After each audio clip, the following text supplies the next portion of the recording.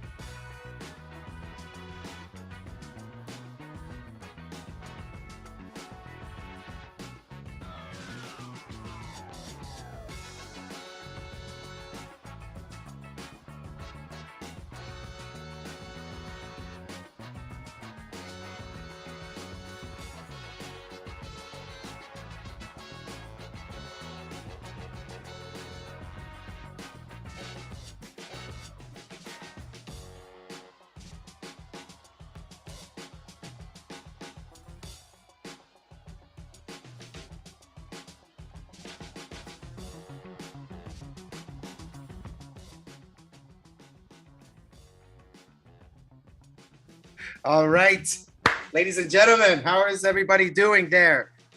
We have a bunch of attendees here, a couple shout outs. Okay, we have Alan, Beatrice, what's going on? Kevin, a couple Kevins, Mario, Manuel, Travis, True Wen, Sarah, what's going on? Ricky, Renee, welcome everybody. We have a very nice packed house here, a lot of familiar faces, several chat members from what I see. So just to give you a little recap, what we are going to do today. We have Matt Maley here, Chief Market Strategist at Miller Tabak, 40 years in Wall Street, lead trader at the Stock Picks Inner Circle chat room. And he's going to be here with us today. We'll be covering different topics, trade ideas, options education, technicals, macro analysis, individual stocks, cryptos, buys and sells, a lot of different things. So I would suggest you guys pay a lot of attention. Brian, good to see you in the chat.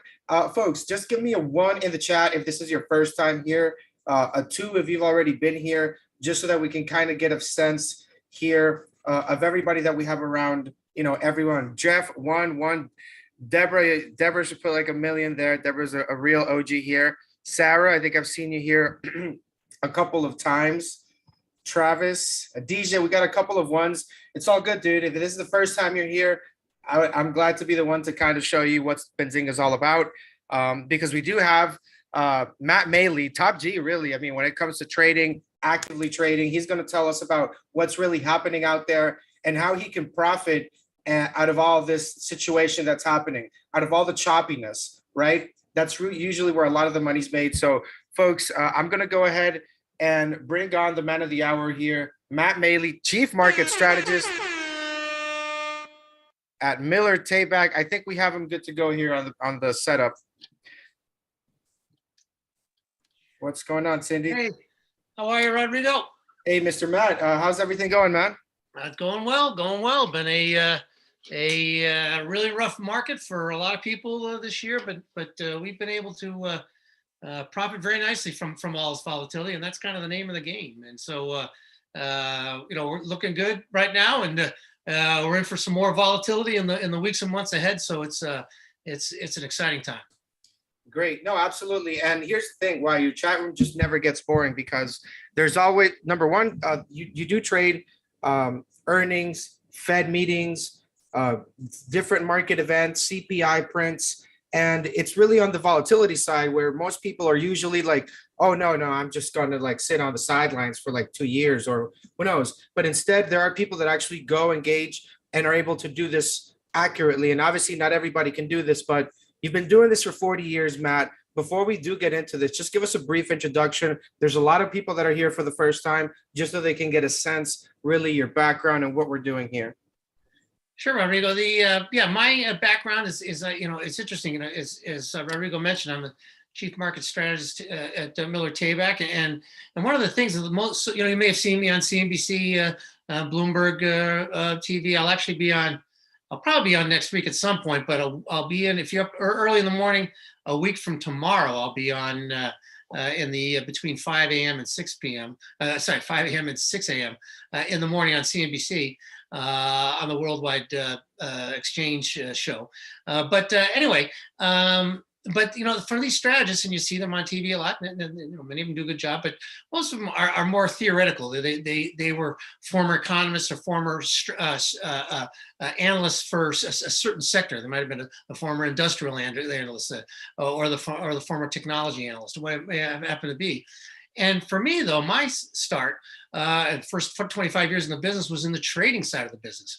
I spent, 25 years, the first 15 at Salomon Brothers, which was the biggest and most important trading firm in the world, back in the 1970s, 80s, and 90s. I was there for 15 years, starting in the early to mid 90s, 15 years, and then 10 years at Merrill Lynch, one of the, if not the biggest a trading desk in the world. And there I learned, when I was doing that on that desk, I was covering the trading desks of the biggest institutions in the business. There would be mutual funds like a Fidelity, which is the biggest mutual fund, BlackRock, which is the biggest hedge fund, insurance companies, banks, et cetera. And that's where you really know that, okay, it's great to know this theoretical stuff, but we're trading. We're getting in and out over a couple of days, a couple of weeks, and in some cases, just a couple of hours. We need to know what's going to happen now, not what theoretically should happen down the road.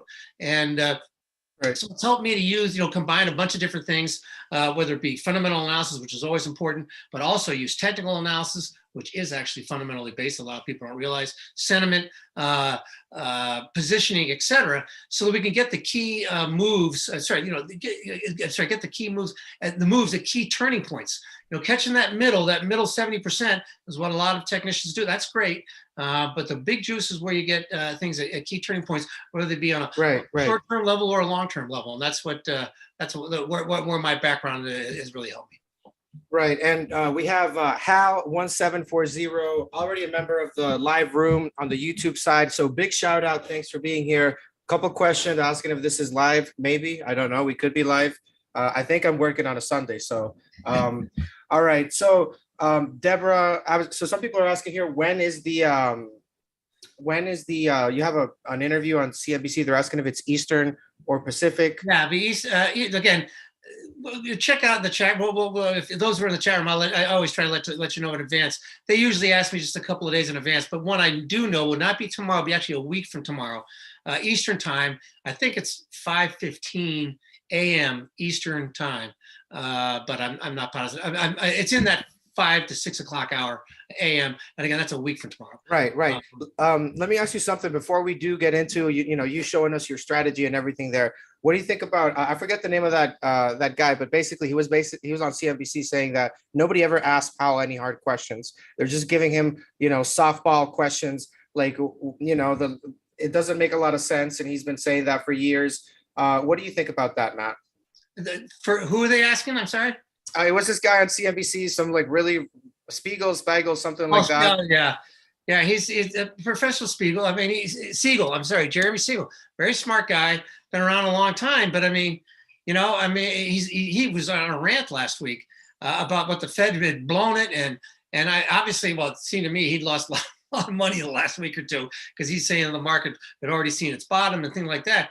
But the thing about he's done very well, and he's a well-respected guy. But he also talks about the theoretical stuff. He's always talking about what the Fed should do. What I try to do is tell you, I don't care what the Fed should do. I don't care about what it should do now or what it should do in the future. I think about what it is doing now and what it is going to do in the future. And he's been wrong, and I've been right, as some others have been right. I'm trying to be the only one.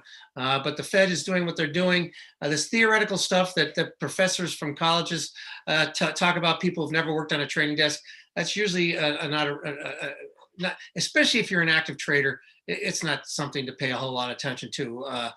Because as I've always said, the market is not, they always try to tell you the market is always right. No, the market is only always right eventually. And we've had many, many times where the market's been wrong for extended period of time. And that's what we try to capture. I mean, that Warren Buffett became a billionaire because the market has been wrong many times. Whenever it gets wrong to the downside, it's way too low. That's when he scoops in and buys these great companies or big positions in these companies. That's what's made him a billionaire. He is kind of a market timer on a very long-term basis. But that's where you make the money, is when that market gets out of whack with the underlying fundamentals. This time it was got out of whack to the upside, and we've been able to take advantage of it and profit very, very well this year. And the greatest thing, Rodrigo, that we always want to talk about is that we now have the tools to take advantage of those things in the options market, in the ETFs market, something that individual traders didn't have in the past. Right. That's absolutely a good thing to note there, Matt. I mean, you've been, in this for a while. So, all right, folks. So that's pretty much, quick little intro there. Matt, I think you can go ahead and share your screen. We're about to get this thing rolling. At the end, we're going to leave some time for tickers from the chat, right? In the meantime, Matt's going to show us basically his strategy, and he's got a live room. You guys can hear more about it later, but he's going to show you how he has been weathering the storm. You hear a lot of people on CNBC crying about their portfolios, right? You're going to see what's been happening in the live room with Matt. So it's a different world. Right. And so, just to talk about, I'll get this thing a little better. So I hope you can see my screen okay here. This is just my normal Bloomberg thing. But, one of the things that I talk about a lot of different things. At the beginning of the year, so many people, don't fight the Fed. How hard is that? But the situation we're still grappling with right now is the Fed pushed interest rates to artificially low levels. They pushed all this liquidity into the market through QE. They had to do it because the economy had completely frozen up during the pandemic. And it pushed all these asset prices to artificially high levels. So no matter whether we had inflation or not, the Fed was going to have to tighten, because you can't just keep the liquidity spigots wide open and push everything into bubble territory, even more bubbles than they already were, because bubbles always burst eventually, inevitably. And you can no longer, where's too much debt in the entire system now to have a 1999, 2000 type bubble, because if that bursts, with all the debt in the world, the whole system falls apart. So the Fed knew, hey, at some point we're going to have to come in and raise rates. We're going to have to slow down. We're going to have to stop QE. We're going to have to get we're going to have to get rid of the artificial liquidity. We're going to have to get rid of the artificially low interest rates. That was always going to hurt the market, always going to hurt the economy. But when inflation, part of it's their problem because they kept the liquidity spigots open too long. But there's also the situation with the Russian invasion of Ukraine. That meant that they were going to have to tighten even more. So to think that I don't know, these people keep thinking, they keep talking about, well, the economy's doing fine, it's not going to be, that doesn't matter. The stock market got pushed too far ahead of itself. And when the economy started playing catch up, they kept pushing it higher with all that liquidity. It has to come back down. These people who try to tell you we're almost back to fair value, they're out of their mind. I mean, we are headed for recession. The Federal Reserve chairman last week took a soft landing off the table. Okay, we're headed for recession, and and it's not going to be a soft landing. It's not going to be a mild one. I'm not saying it's going to be a horrible one. Just saying a normal one has got to bring those valuations back down to fair value. The Fed, the thing that most people on Wall Street are missing is the Fed has two goals right now with their tightening policy. One is to get rid of inflation. The other is to get the interest rates back to their natural level, their neutral level, and get the stock market back to its fair value. Those things, I mean, that is part of their goal because they know that's the only way the economy can run well on a long-term basis. They can't constantly be adding liquidity, keep the markets too high, because at some point the whole thing bursts and it tumbles. So what I've been able to do is what we've been able to do in the chat room, especially, is look in the options market, look at the ETFs, and make some unbelievable profits. Now, one of the things I want to talk about, though, let's go to just to show you some of the examples of what we've been able to do. Now, we'll go back to my best call of the year. Let me pull it up here. I'm sorry, what happened to it? Whoops, there we go. Let me just pull this back up so you can see it better. Was in China. Now, one of the things we try to do in the chat room is take advantage of anything that's working. I mean, yes, individual stocks, when they work real well, we've made some nice money in Apple, in Advanced Micro Devices, NVIDIA, Chevron, Devon Energy, you name it. We've been all sorts of different stocks, but we also been able to do it in group ETFs, like the SMH, which is the semiconductor ETF, or the Xle, which is the energy stock ETF, the LABU, which is a 3-time leveraged ETF for the biotech areas, whatever it might be, TLT in the bond market, and also in things like this that you can see here, the FXI, which is the China stock market ETF. Now, this was a ridiculous outlier. I used, the market was getting their market was getting oversold. I hated the market all throughout the Japanese market, Chinese market, all throughout 2021, because they kept locking down, they kept cracking down on all sorts of different industries in China, and that just clobbered their market. And you can see it's just on a technical basis, lower high, lower low, all the way down, all the way down. Every time the RSI got oversold, it saw a nice bounce. But then in March, I noticed that the RSI was the most oversold it had ever been for the Chinese large cap ETF. Most oversold ever been. I knew that, so technically it was really ripe for a bounce, but I also knew from experience the Chinese government was never going to allow this to get. They have to save face. They can't have their stock market crash like this. And this big, most recent spike right there was when the SEC in the United States came in and said, we're going to delist some of these Chinese, we're thinking about delisting some of these Chinese companies. So in other words, the Chinese stock market was crashing because of something the US had done, and they could not lose face. So I knew oversold, China, the government was going to do something. So we came in and I said, let's buy this market. Now, again, this is an RSI. It's something we use. Those who are not familiar with it, it's a technical indicator. You can see when it gets up to 70, they have a red line. If it's red, that means stop buying. It's getting overbought. Green line, go ahead, green, come on, go ahead and buy. It's getting oversold. Well, this, like I said, most oversold ever. Well, so we went in and we bought calls late in the day on March 5th, I can't remember, it was the 12th or 15th. But anyway, we'll show you in a minute. And sure enough, the next day, the stock market rallied 27%. I mean, again, when was the last time you heard the S&P rally 27% one day? Well, that's what happened in their market. And this is what, and this is what happened to what we had bought. We came in on the 14th. Okay, let me, I don't know if this is in your way, if you can see it, or just me, but here it is. I came in and gave a very specific trade. When we come in, I like to give I basically always give specific trades, not just say, hey, you got to think about, trying to make a bullish bet on China. No, I came in and said, the FXI, we're going to buy. Here's the symbol. Here's the expiration date, March 18th. Here's the strike price, $30. And obviously, whether it's a call or a put. In this case, it was a call. We came in late in the day on the 15th, right? Now, these again, the March 18th was the expiration date, but we bought them on the 15th at about 3:30 in the afternoon. Sure enough, as you said, you saw how the market rallied overnight, rallied 27%. Our call options, these call options rallied they were up 3,000%, almost 3,000%. They actually opened up 1,000%. Usually I'd say 1,000%, are you kidding me? Let's just take our money and run. But in this case, I knew it would go higher because not only wasn't just like a meme stock bouncing back. This was a government-controlled, government-induced rally that I knew would last for a while. So finally, though, at about 11 o'clock in the morning, we were up 3,000%. And I said, oh, God, we can't be greedy here. But I still think it has further to go. So we're just going to sell half. We sold half of it there and held on to the rest to the very end of the day. So we sold the other half up almost 8,000%. So between the two, we got over 5,000% return in a day. There were other people who actually held on to it for a couple more days and made as much. Some people 10,000, and one person said they made 14,000. And based on what happened over the next couple of days, that certainly could have taken place. So this is one of these extraordinary things. We don't usually get this kind of returns. We did get a similar one the year before in Viacom when the stock had been just the opposite. It had become ridiculously overbought.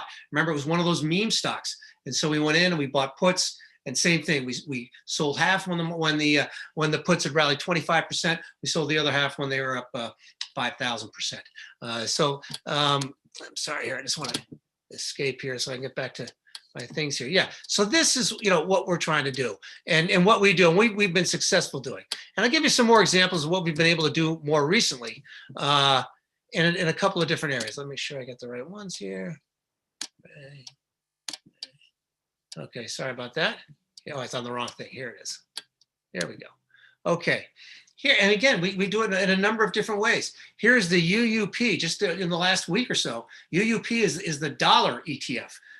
We thought that the dollar had gotten overbought, so we came in and we bought some September 23rd puts. Okay, within 3 days they had doubled, up 100%. Okay, and sorry, just make sure I'm going the right way with this. Okay, let me blow this up so you can see it better. I apologize. There you go. Okay, so and here the TQQQ. And remember, we talked about index puts. Index, the QQQ is the ETF for the NASDAQ 100, which of course is heavily weighted in these these technology stocks. Well, the TQQQ, that is the 3 times leverage ETF for the QQQ. And we came in, you see the market's been getting hit. We've had several times this year where we bought options in both directions in the TQQQ. And sure enough, back here we bought in September, we bought them on the 12th, but the strike price was September 16th. We bought them early, in the morning of the 12th.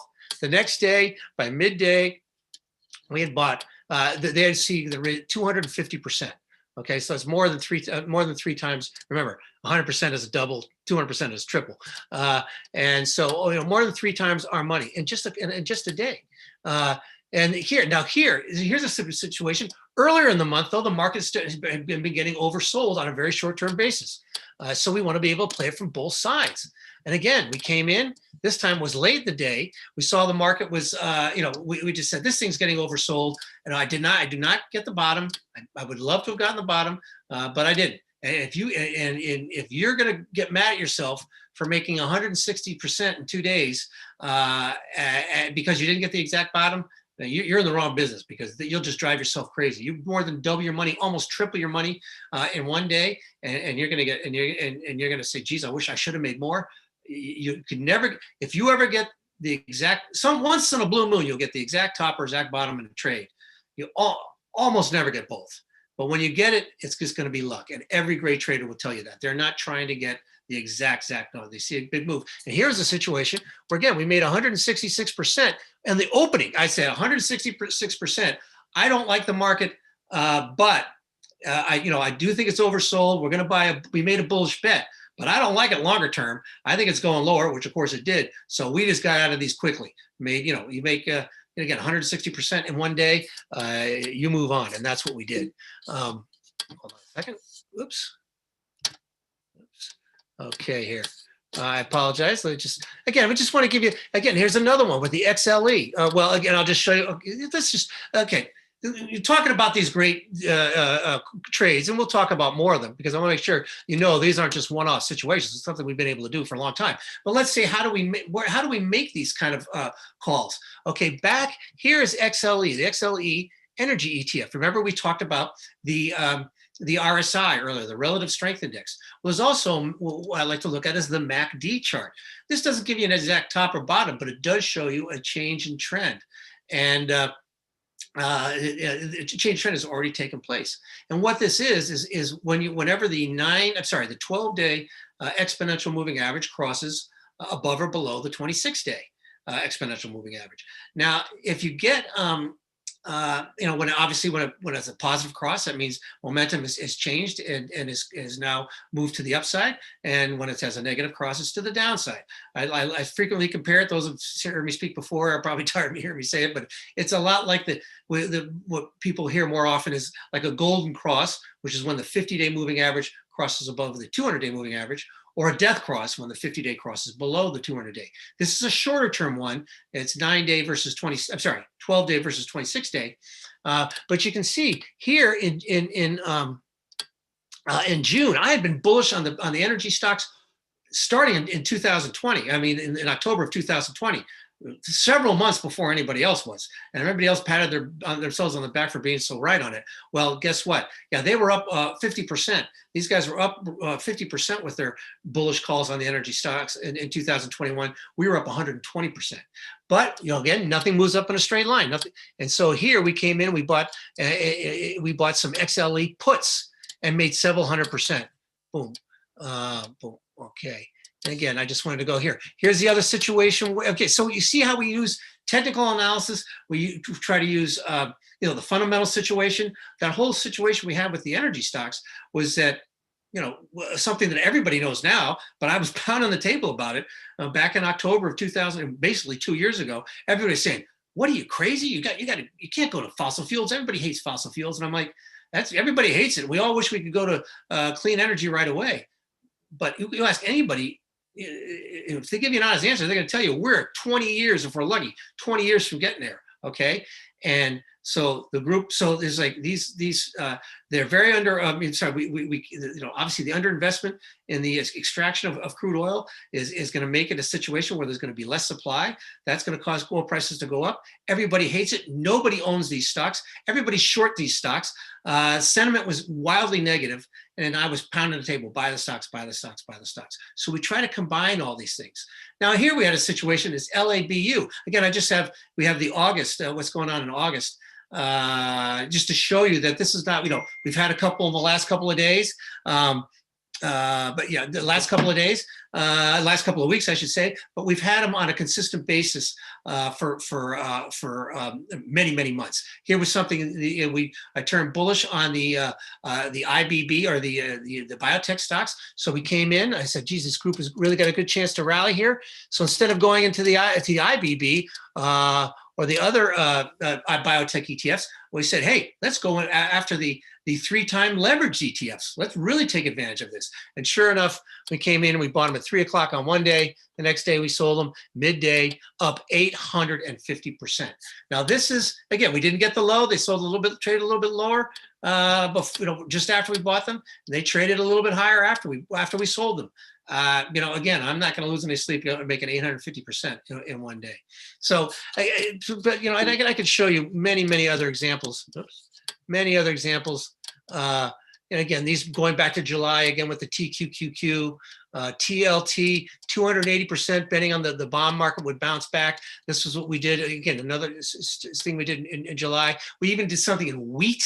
This is the Wheat Etf. We didn't buy wheat futures. We're not commodities traders, but we did buy wheat futures. The options on the Wheat Etf. Okay, and we bought up 250%. Remember how wheat went straight up in the spring, and then it got crushed this summer? Well, we used technical analysis, looked at the RSI, saw that we'd gotten ridiculously oversold, and we were able to take advantage of it. And again, over 3 days, we made 250%. So again, we talk about these different things. We talk about the fundamentals. We talk about the technical aspects of it, positioning, etc. But we also, this is what we're doing in the chat room all day long. But we also have a Tuesday call. It's a Zoom call, much like this. and it lasts about 45 minutes to an hour. And we try to talk about not just the picks that we're making or what's going on, but try to be educational. We talk about what we're seeing. Sometimes it'd be technical analysis. There was one point where there was some people, I could tell by what people were saying in the chat room, that there wasn't a full understanding by some people about what a head and shoulders pattern was. So I covered that one day. We looked at some triangles patterns another time, where you have symmetrical triangle patterns, you have descending triangle patterns, ascending triangle patterns, etc.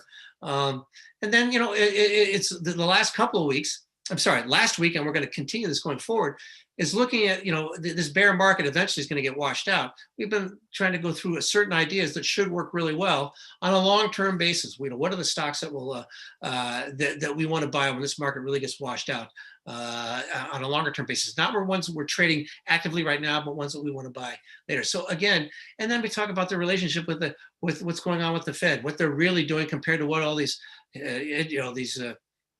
professors say that they should do. We care about what they are doing. I don't care about what should happen for a stock. I care about what is going to happen for a stock or a market or a group. That's what, or an asset class. Those are the things that really make a difference. But so right. That's why we do this every Tuesday and again, it usually goes about an hour. We were going to do it about 15, 20 minutes. It's turned into an hour discussion. And I think people really, really enjoyed it.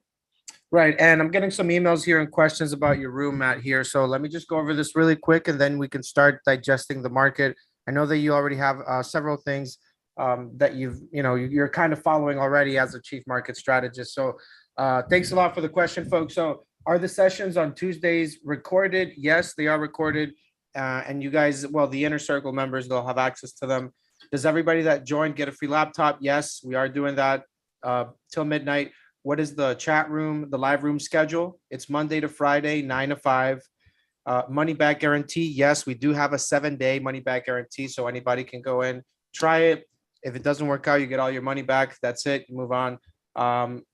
Let's see. Price at renewal. It's going to be the same as today. That's 70% off till midnight.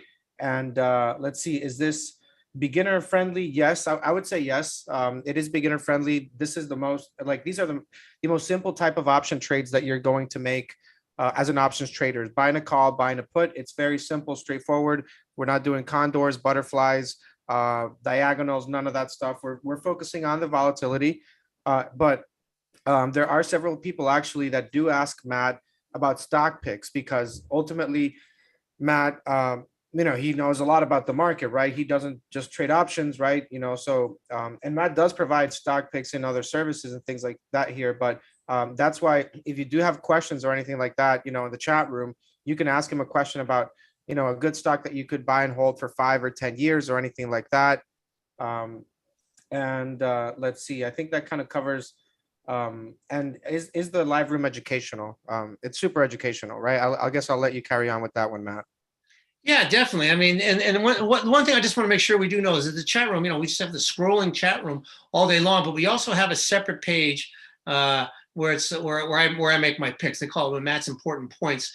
But it's, in there, it's not just picks. Sometimes I'll say, hey, this is really important. Look at it. But my point is that it's like, geez, if I made a pick at 11 o'clock and you were doing something else, and then you kind of come back at 12 o'clock, it's like, well, I have to go through a gazillion chats to figure out which one that he finally made a pick. No, we have a separate page. You can go right to that page. Oh, geez, Matt, you made that pick about an hour ago when I wasn't watching things. Is that still a good pick? Do you still like it at these levels? Should it be more aggressive, less aggressive, whatever? So just want to make sure you know that. But the other part, the educational aspect, absolutely. And we try to say all the time, there's no such thing as a dumb question. And there's a lot of things out there that just don't necessarily make sense intuitively in the marketplace. And the other thing too is that you can be the smartest person in the world, but if you don't have experience in the area, you can't possibly know it. And so don't be afraid. Nobody says, oh my God, who's this idiot? We sit there and say, hey, if you're not, there's many reasons why you would not know the answer to even the easiest question. So that's one of the things we try to focus on. But it's a community. I'm not the only one just answering these questions. Other people are voicing their opinions. And that's the greatest thing about this whole chat room thing, is that so many people try to trade alone today. That is really, really tough, especially for somebody who hasn't done it for a living in the past. And so if you have the other people say, hey, I'm looking at this, Matt, what do you think? And other people, and I'll give my opinion, other people will chime in, and other people give ideas. I'm not the only one giving ideas. There's been, one of the best ones this year. Now I said we made over 1,000%. Was one woman came in, really liked Amazon, going into its stock split, saying the stock always rallies, and I looked at it and said, wow, that's a really good call. But for one reason or another, I didn't partake. Well, this thing went up over 1,000%, as much as 2,500%. I can't take credit for it, because I not only did it wasn't not my idea, I didn't even go along for the ride. And quite a few people in the chat room did, and made a really, really nice return. So, but we're constantly asking, hey, what do you see this? Hey, we're seeing this in this group. We're seeing this in this stock. What does this mean? And then people give hey, and a lot of times they say, oh yeah, that's that's doing that. Yes, that's looking good, but this, that's, and the other thing makes you might want to rethink your thinking. But I'm kind of being vague there, but my point is, you'll give you a specific example. Somebody can say, "Hey, I like Apple Computer here," and I'll say, "Hey, there's a lot of reasons to like Apple Computer. They got all more cash in the world. The stock has been acting really well this year, but look at the MACD chart. It's rolling over. I think, even though it's, believe me, it's a great long-term thing. 5 years, 10 years from now, it's going to be 5 to 10 years from now, it's going to be higher. But short-term, it wants to go lower. Those are the types of things that we're talking about all the time. Again, I only showed you one instance there in the TQQQs where we made money within the same week, where we made money both on the downside and the upside. But that's what we're looking to do. And again, we have these tools. In the old days, you had to be, if you wanted to buy, if you really loved Apple's down, you think, geez, I think Apple Computer in the next 2 weeks, I think it's going to fly. Again, right. I'm just saying, if you thought that. You'd say, great, you'd have to go out and buy the December contracts. Today, you can just buy one that goes out 2 weeks, which is great. I'm sorry, Rodrigo, you going to say something? No, I just wanted to ask you a good question. What's the percentage gain of the portfolio for the live trading room since we started it last year? Well, we're up over 300%. And in fact, it's well over 300% now. Exactly. So it's where a lot of people have been losing money, we've been making a lot of money. A lot of money. So it's been it's done extremely well. And again, and I'm not, you've seen some of these calls that I've made here. Again, you're making 100% here, 800%, 300%, thousands of percent. The big thing is that we try to use risk management as well. I'm not, there'll be times, there's a lot of times it's like, hey, I think this got a lot further to go, but boy, it's up so much now. Let's sell half and let's let the rest of it run. We showed you 2 examples of that. But it's risk management. That's half the battle, because, nobody bats 1,000. Anybody who says they do is lying. Okay. I'm telling you right now. And so what we're trying to do is bat, you don't want to bat 300 either. That's great for Major League Baseball. That's not great for trading. You want to be in the 800 range batting average. But more importantly, you want to let the good ones run and limit the losses on the downside on the downside to your losers. You are going to have losers. It's just part of the game. And people say, yeah, you got to have some losses to learn. I don't care. All the great Jeff Gunlock and Stanley Druckenmiller and Paul Tudor Jones, all these unbelievably famous and incredibly successful, David Tepper, these great hedge fund managers. Not only are they have they lost money on several times, and they'd be the first ones to tell you, every year they have trades that don't make money, actually lose money, and they'll be the first to tell you that as well. But they have a lot more. They win a lot more often than they lose, and when they do win, they have their big winners. And when they lose, they cut their losses and get out. So that's a lot. Talk about the educational things. The risk management is a big part of it. So that's what we're really trying to do. And it's like I said, it's worked out really well. And we have the tools. I say the Apple Computer. The old days, they just had quarterly options. You'd have to buy a December option. well, in the end of September. That's going to cost you a lot of money and time value, because they're going to build in that there's more risk for the person who's selling you that option. So they're going to charge you a lot more. If you only have to go out 2 weeks, it's the insurance is the time premium is much less. But so if it's the Apple and all the major stocks have weekly options, all the major ETFs have weekly options. The index ETFs have options that expire 3 times a week, Monday, Wednesday, Friday. So you have all, and they're all liquid. Well, not all of them. Many of them, most of them are very, very liquid. And so you don't have to worry about getting it out. And that's funny, because every once in a while somebody will say, hey, I really love this this ETF here. It looks like it's going to rally. And I'm like, yeah, but look at the options. They're really liquid.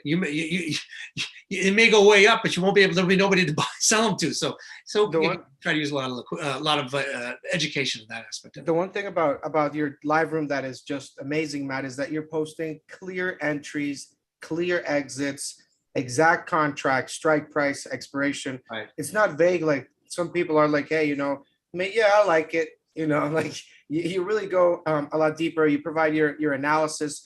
And for those that don't know, like as a chief market strategist, Matt Maley provides his research to institutional clients. So you as a retail trader asking him a question, consider yourself very, very lucky to be able to, have this sort of interaction with Matt, because it goes beyond options. It goes beyond really understanding the markets. Someone that's been doing this for 40 years, there's no way you come in there and really don't even, just the education itself to me would be by enough. The trades and all that is just gravy, honestly. But there's a lot of exactly, Rodrigo. And the whole idea, of course, is that the subscription pays for itself and pays for itself rather quickly. I mean, and that's worked out very, very, very well this year. Again, not every trade has been perfect. We've had not just some bad days, but some bad weeks. But it's again, we've been making money though throughout the entire time frame. But again, nobody's perfect, and you're going to have some tough times, but it's worked out really, really, really, really well. And like I said, pays for itself quickly, and then everything else is just gravy. And the whole idea is all these institutional guys with all this inside information. I strike that. I didn't want to say it. That makes it sound like they're doing something wrong. But they have armies of analysts and stuff. Individuals don't have that. So to work together with people who like what they're doing, like I said, we're a community. We have a lot of fun with each other as well. And I was making fun of the Red Sox and the Patriots, which I used to brag about them all the time. So now I've got to cry when they lose games and stuff. But it's just going to pound it away. It's like, number one, don't trade alone. Number two, go someplace where people are trading. And again, I do the trade with you. If I lose money, if the trade loses money, I lose money. Not just, you're not the only one just lose money. I lose money. So I'm not doing very well if I'm giving you bad trades. So that's really what. And the other thing is that we are not.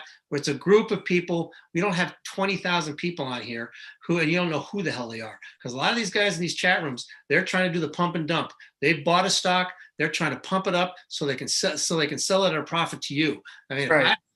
I don't buy a stock and then wait, and then try to pump it up really high and then say, hey, go on and buy this so I can sell it to you. No. Yeah, everybody in this chat room is a real life trader, and as a matter of fact, there's a couple of traders out here that are in the room. Richard, Judge, what's up, brother? Matt keeps it real, and that's really how we do this stuff here. So Stephen Buchholz, I don't know if you recall him, Matt says, I'm in his group, been here since January, made money, and more importantly, learned a lot. It's all about time in the market and not timing the market. And he's pretty much saying that he's going to renew for the next year. Stephen, give me a call, dude. I'll hook you up. Loyalty discount. Steven says the group is great as well. Lots of knowledgeable people. Matt will listen to your trade ideas, help you make decisions, sticks mostly to the street calls and puts. So these are some of the members that are out there, but really that's we cannot talk about the chat room without talking about the community and how great the people are out there helping each other out.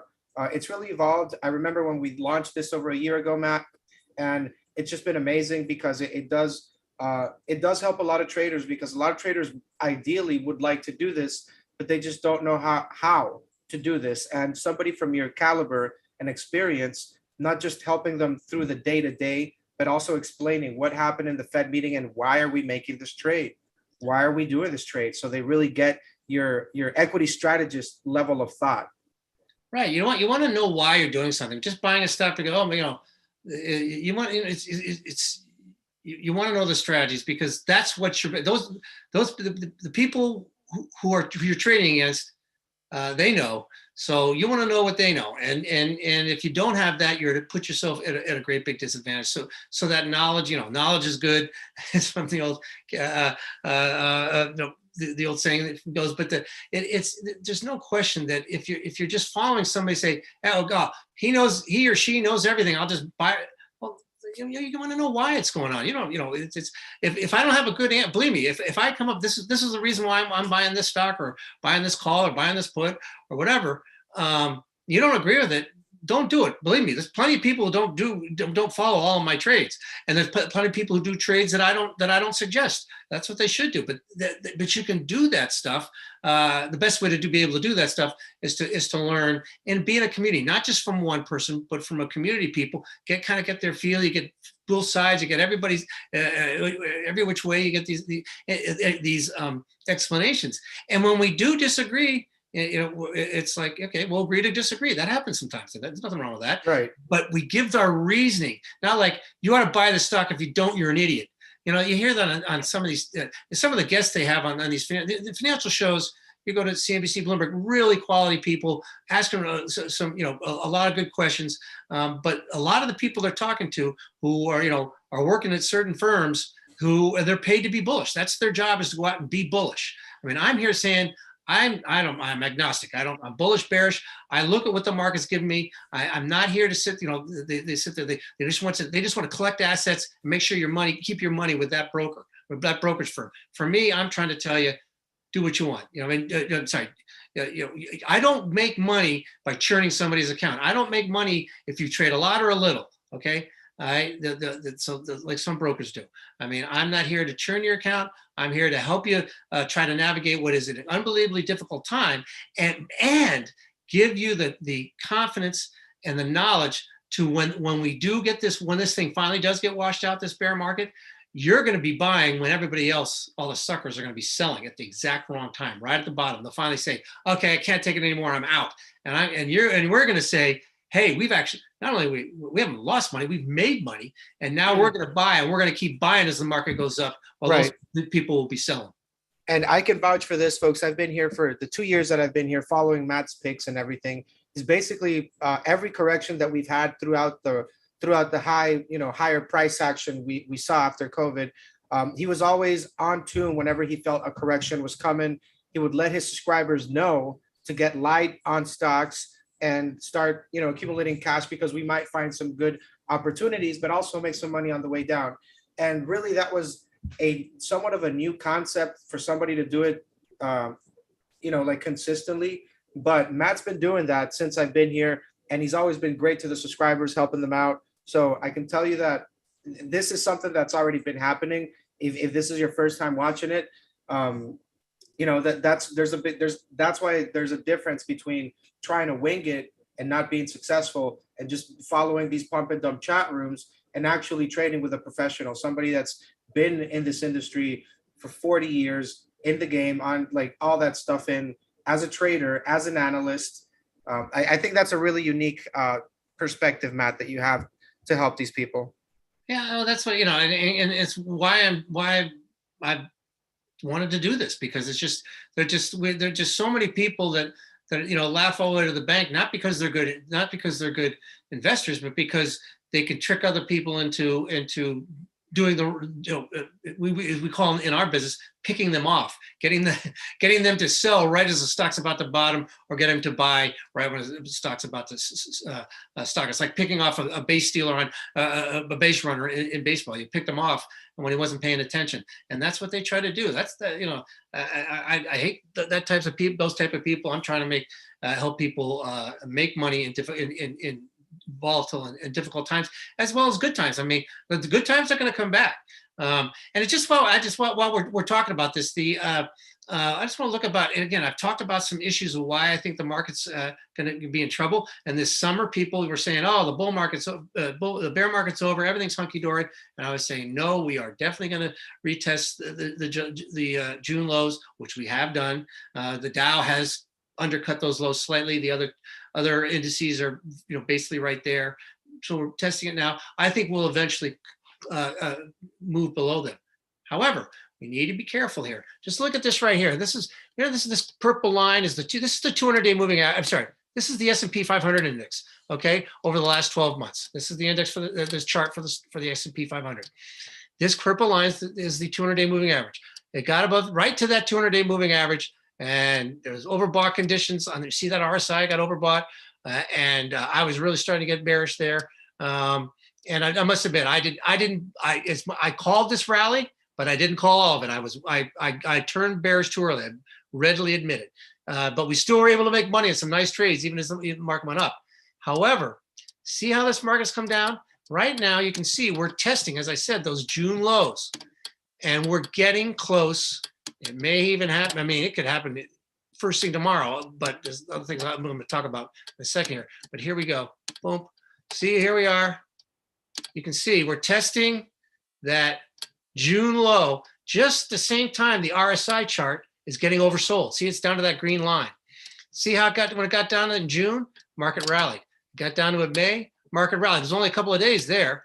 Here, okay, February, nice rally. Again, only a couple of days before it rolled back over. January, it did get more oversold before it rallied.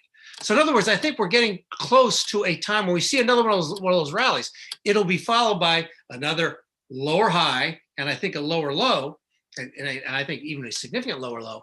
But we are getting oversold. Now, again, we got more oversold in January, so it doesn't mean we can't get more oversold tomorrow, Monday or Tuesday. But at some point soon, we're going to get a nice little short-term rally. And my thinking is that it'll probably you turn around. They call them turnaround Tuesdays. It may not come till Tuesday, but in the chat room, we're going to be all over this because we want to take advantage of it. It's very oversold, and we're also looking at a situation where. I'm going to take me one second to pull this up, but the bond market. Everybody, of course, is worried about the bond market, and rightfully so. Boom. Okay, watch this here. RSI. Again, we're going to look at this RSI chart. This is the bond market. This is the bond yield, not the bond price. But see how overbought it is? The yield on the 10-year note is very, very overbought. Okay, so that means the price is very oversold. So I think we're going to see yields come down for technical reasons only. We're not going to go. Everybody's going to say, "Oh, inflation's okay." No. It's just sometimes the market moves against the underlying fundamentals for a while. Sometimes for a couple of days, sometimes for a couple of weeks. We certainly saw it this summer. It did almost 2 months where the fundamentals were getting worse, and yet, although let's say. The economy was getting worse and the stock market rallied. Now, inflation was improving, so some fundamentals were getting better. So I don't want to distort that comment. But you see, look how overbought that is. This thing is getting ready to pull back. If interest rates come down on a short-term basis, we should see one of those rallies in the stock market. So we're going to be looking. Now, right now, I've got some bearish bets on at some point soon. I'm going to be completely reversing those, where I'm going to sell the bearish bets, buy bullish ones, and it could be as early as tomorrow.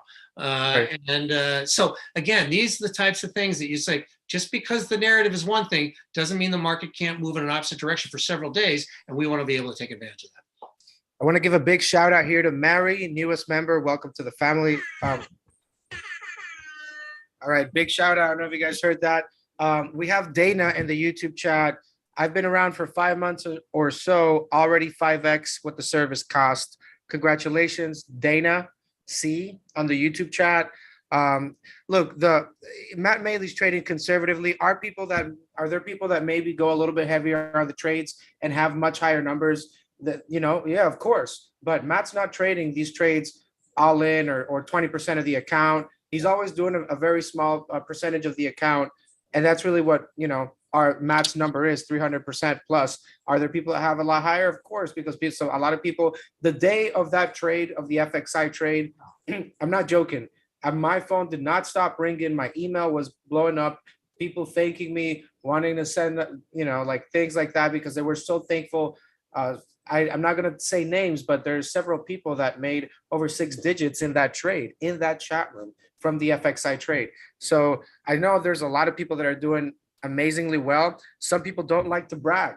Some people are not going to tell you they made 10x, 7x, 5x. They just, eat quietly and they enjoy Matt's advice. But that's really why you guys should go ahead and try it for yourselves, because that's really what it's all about, right? You seeing it, trying it out there. Brian has an interesting question. What is the average length that you are in trades? Would you consider these day trades or swing trades? There's a lot of swing trades, go out a couple of weeks. It's funny because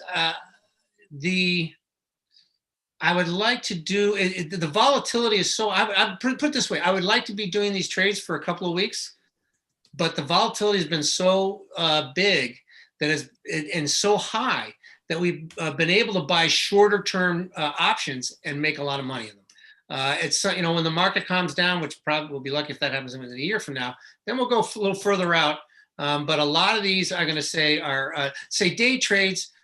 Very, very, very few day trades where we sell them by the end of the day. There are people in the chat room who that's all they do. They're like, they close every trade or most of their trades at the close every day, and they go out flat every day.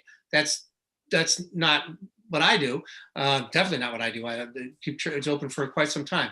But a lot of the big one returns I own for anywhere from 1 to 4 days. Tends to be the average. But again, that's not the intention. It's just because the market volatility has been so strong lately, and now again we're in one of these things where we're going in one direction straight down. So we've been able to hold on to some of these bearish trades for longer than that. But so many times in recent, really most of this year, where the market, yes, it's been heading down most of the time, but it's had plenty of these spikes. We want to get out of our trades and make, geez, you're up 300%. I want to get out of that. And maybe I'll get right back into it in 2 days, or maybe I'll try to take advantage of it in the other direction. And so that's, so I guess that I don't want to be waffling. I'm just saying that the way the market's acting now has led me to be more active and having a shorter holding period than I have had in my career historically. And so I would say, 1 to 3 days. Very rarely do I sell something that day that I bought, but sometimes we do, especially if it gets a big move. And once in a while, it'd be like, hey, this isn't working. I thought this was going to happen. It didn't happen. I'm out. We're down 10%. I'm out. Let's get out. And I've also noticed that you also sometimes hedge on trades as well. Right. So you might make a trade and put a hedge that you expect to lose that and kind of use it as insurance. But if it goes the other way around, you already have kind of your foot in the door. And that's what I've seen. Right. So if you buy something, let's say, again, we're just going to use round numbers. Let's say you pay $100, but you can say 1,000, 10,000, whatever, $100. You buy $100 and you have all these, you think the market's going to go down. Okay. But you spent $100 on some puts. Okay. And you let them go for a couple of days. Now they're suddenly worth $200. Okay. Now you've made 100% of your money, maybe you sell half or whatever, but just say, I'm getting nervous. I think it's still going to keep going down, but I'm going to buy a few calls to hedge that. Now, if you just did it with the regular stock and say, okay, I'm going to buy put $100 on Apple Computer. The stock is gone up. Okay, that's nice. Now I'm going to hedge it by shorting. Well, nothing makes up for it. In the options market, okay, you've made twice your money. You can put in, instead of putting in $100, you can put in $10. And if the thing snaps in the other direction, you'll make 10 times your money and you will have covered anything you might have lost. So you've basically locked in a profit. I don't know if that really makes sense the way I spoke it, but if you're just buying stocks and you're hedging it by shorting the stock, or if you're shorted a stock and you're hedging it by buying, going long a similar stock, well, if you're putting the same amount of money in, it just balances off. If you go into the options market, you can you can it's a lot easier to hedge it with a small number of dollars. I don't know if I really explained that as well as I could have, but it's just a way to protect your gains. And what we do we do mostly just calls and puts. They don't do these condors and things like that, but we do strangles and straddles every once in a while. When we really see that a market is, it's got, it's bumping up against a really important resistance level, it's going to do one of two things. It's not just going to sit there. It's either going to break out and go straight to the moon, or it's going to fail and boom, get clobbered. So we'll buy a straddle or a strangle, which is basically an option of both a put and a call. And what you're betting on, it's the same. It's a straddle. It's the same expiration day and the same strike price. If it's a strangle, it's the same expiration day, but a different strike price. But the point is, one is going to move so much that you're going to make a lot more money on the one that wins than you'll lose on the one that loses. That it's a nice trade, because you can do that in the options market. If you just buy the stock and short as very similar stock, and they both go up 10%, one goes up 10%, one goes down. Well, you're up 10% on one, down 10% on the other. No, you can only lose 100% on an option, right? So you can lose 100%. In an option, you can make 500% in a day when a stock is about to see a really, it's at a point where it's going to see a big upside or a big downside. So those are the things that we do. Right. And I think that explains it a little bit better. And folks, just for everybody to know here, basically this session had to be wrapped up already by 2 p.m. Matt's going to be so kind enough to stay an extra 30 minutes with us, because that's how he is. He's very courteous he knows that there's a lot of live members here that we have from the room. And we're going to get into the market discussion here in a little bit. Matt, really quick, I just want to show them the chat room, because a lot of people are just asking questions about this. Let me just take the screen here really quick. Sure. All right. Akiv, you were asking how are the trades, if they're easy to follow. It cannot be anything easier than this. Giving you the exact symbol, the expiration date, the strike price, if it's a put or a call, and risk management. Remember, we were talking about risk management. He's letting you know that this is going to be a very small addition. Okay.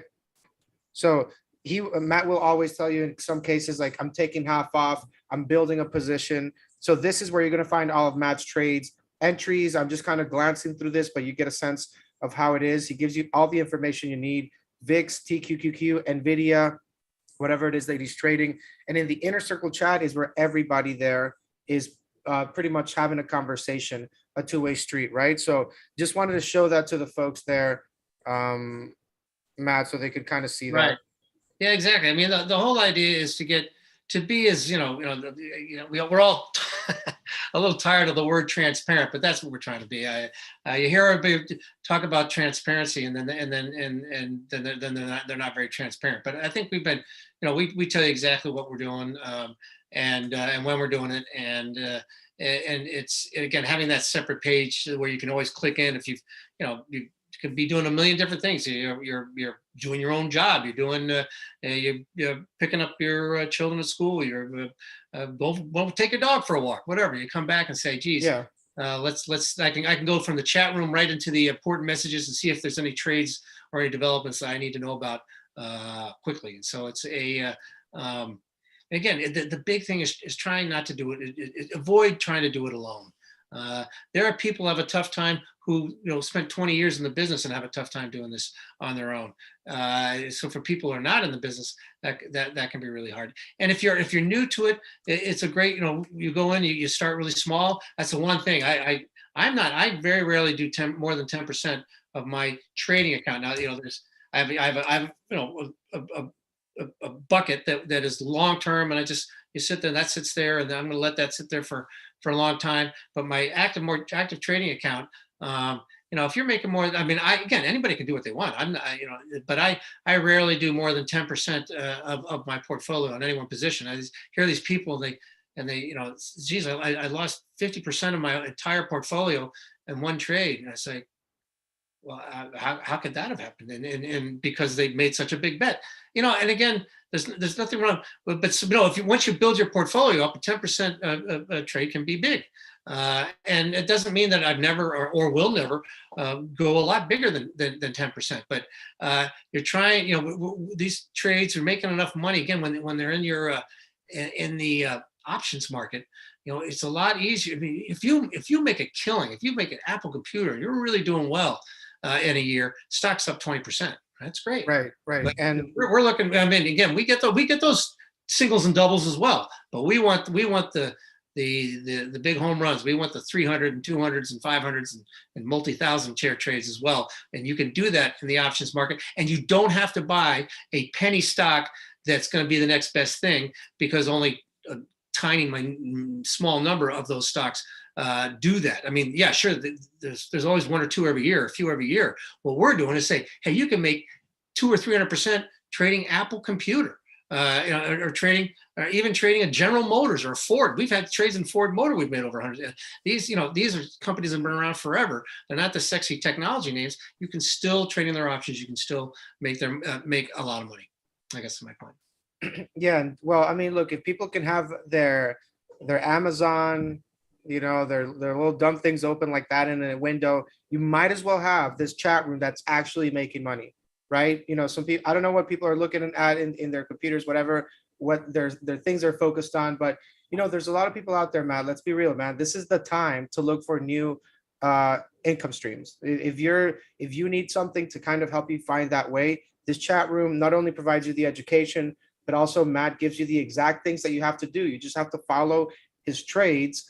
And even if you're at your job and you're working from a computer or you have a laptop, all it takes is having this chat room open, literally, to be able to take advantage of these moves with Matt. So it's not like you have to be staring at screens, or Matt's already doing all the work for you. It's like checking your phone. You check your phone to see who texted you, who liked your pictures and all that stuff.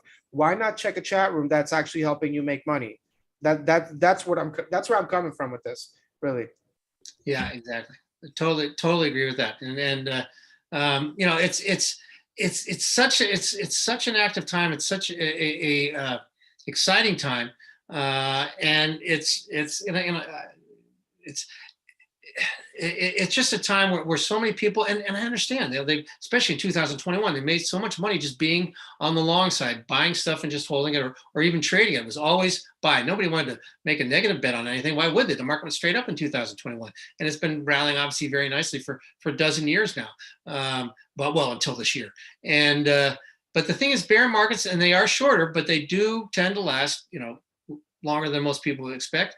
And this is going to continue, I think, for quite some time. And you cannot go from a massive liquidity program, record liquidity program, and reverse it without it having a serious impact. And these people, Jeremy Siegel, he very well respected guy, and I respect him. I listen to what he always have to say. I just think right now he's focused too much on what the Fed should do. There isn't an asset out there that you can buy and sell that goes up or down on whether you're right or anybody else is right about what the Fed should do. There isn't a should do stock. All I care about is that I was right that the Fed should have done this. It's like saying, geez, I bet on a football game and I would have won if they had done what I told them they should have done, and Brady should have thrown the ball to Gronkowski instead of this guy. And it's like, yeah, but that's not what he did. You can't, what he should have done, it doesn't mean anything. And that's what too many people are trying to do right now. They're trying to convince themselves that the Fed will not, even though the Fed keeps saying they flat out said, we don't care. We are headed for recession. We don't care. It's more important to tame inflation. That's what they said. Okay. And everybody says, well, they're going to flip flop like they did in 2018 because the market's down. The Fed did not flip flop in 2018 because the market went down. What happened, in fact, on December 19th of 2018, so still more than halfway through the midpoint of the month of December, they came out and raised rates, even though the stock market was down, even though the economy was starting to slow. And they said, yeah, then when the market went down even further, they pivoted. No. That's not why they pivoted. They pivoted because there was a major problem in the fixed income market. They started freezing up, led by the high yield market. Okay, the high yield market That's when the Fed is much more market dependent than they are data dependent. I'm telling you right now, and they're more not so much stock market dependent, they're fixed income market dependent. Believe me, I will change my tune about the Fed very quickly if we start to see any part of the fixed income market start to freeze up, because they will have to come in and do something. They will be forced to pivot. The problem is by the time that happens, the market will be a lot lower than it is right now. So and it's just wishing that it's just a misunderstanding what has taken place over the last several years. And the other thing to look at is they keep saying, well, the Fed's pushing us into recession. Well, they were always going to at least causes things to slow down. They pushed us to a level that was artificially high, which they had to do because of the freezing of the basically shutting down of the global economy. Okay, so when they took that liquidity away, it was always going to slow things down. And people, they want their cake and eat it too. No, we want all that liquidity, and even though we probably shouldn't have made all that money, we want to keep it.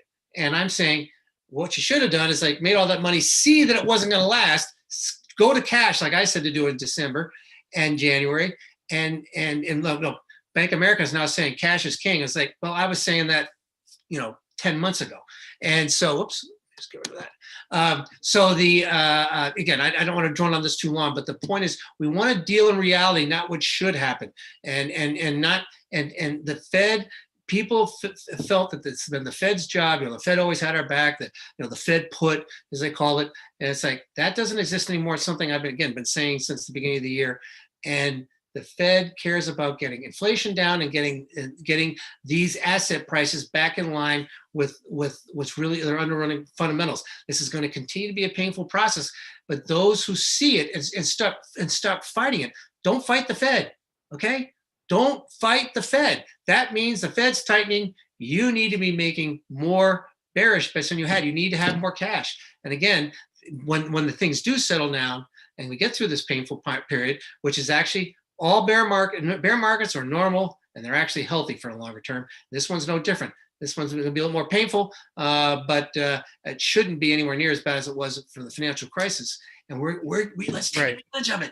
Don't be one of those people just sits idly by and says, "Well, I'll be okay 20 years from now because the market will bounce back." That's fine. And believe me, if you're a doctor and you're a surgeon and you're working 15 hours a day and you barely have enough time. That I understand. You can't be an active trader. You just let it. Things will take care of itself over the long term.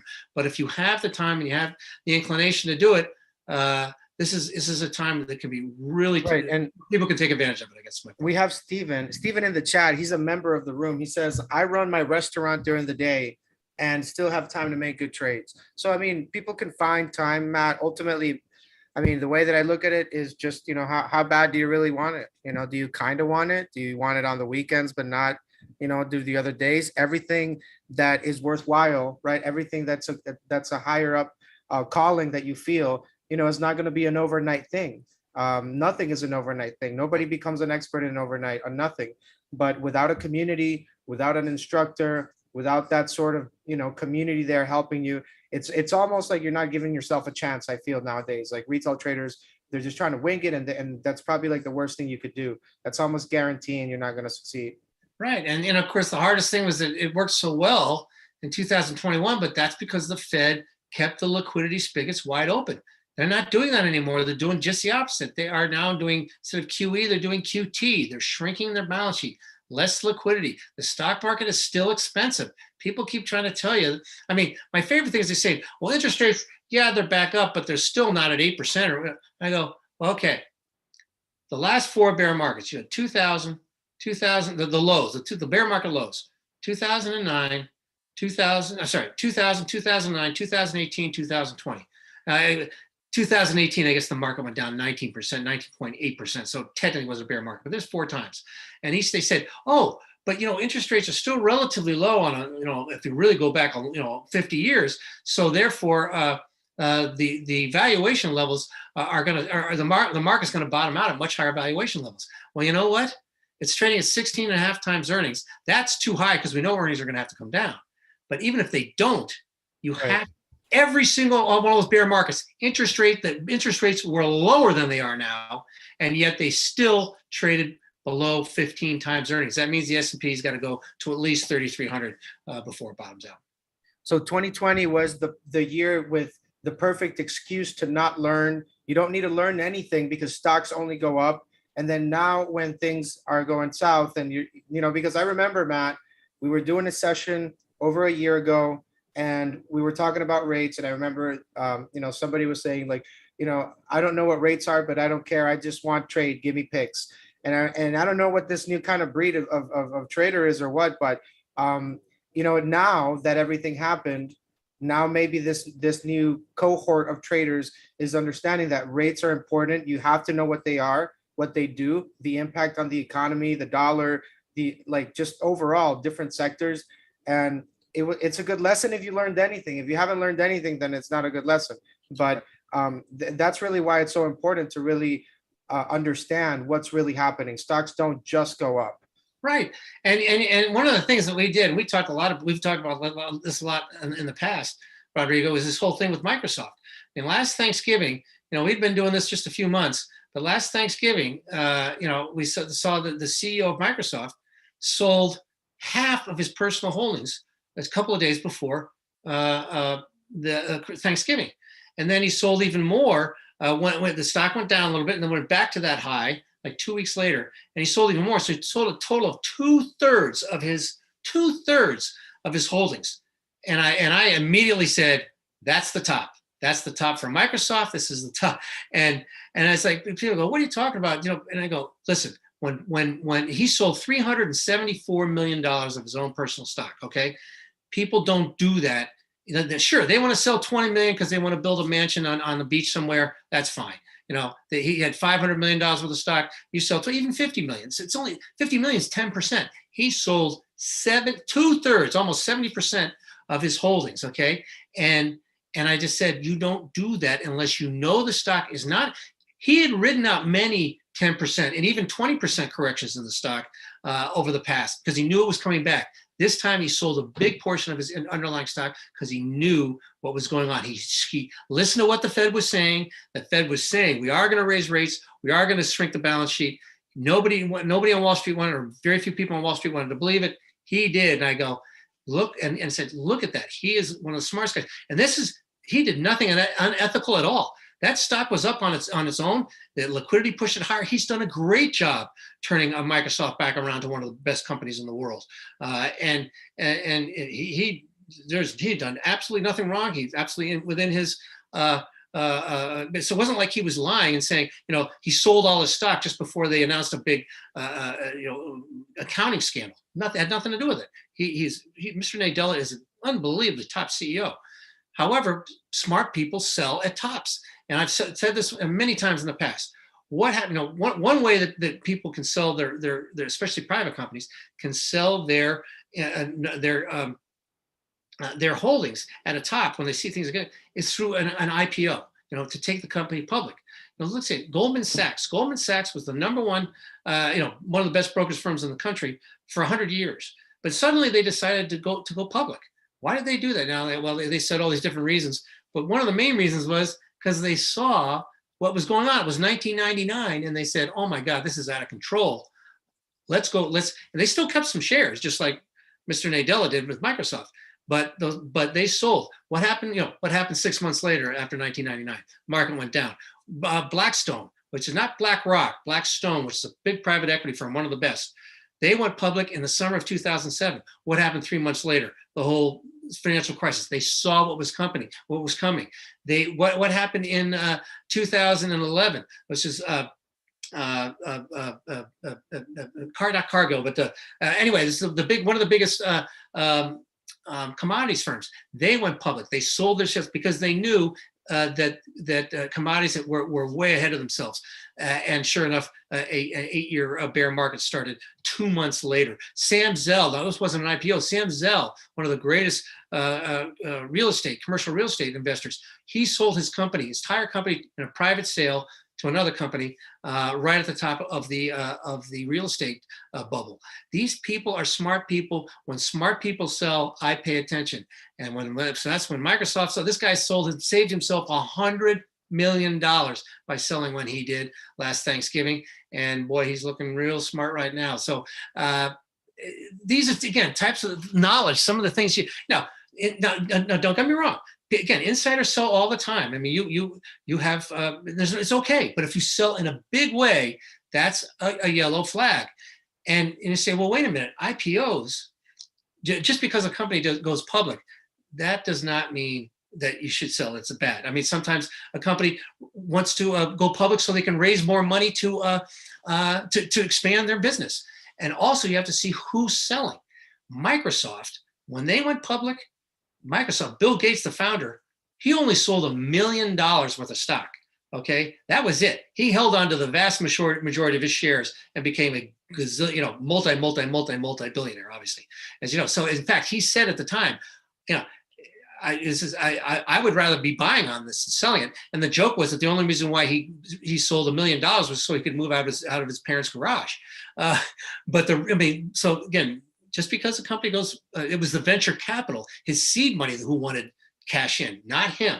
So when the insiders, the real smart money, pay attention. Just because it's an IPO, which is initial public offering, which is when a company goes public from being a private company, that's not always negative.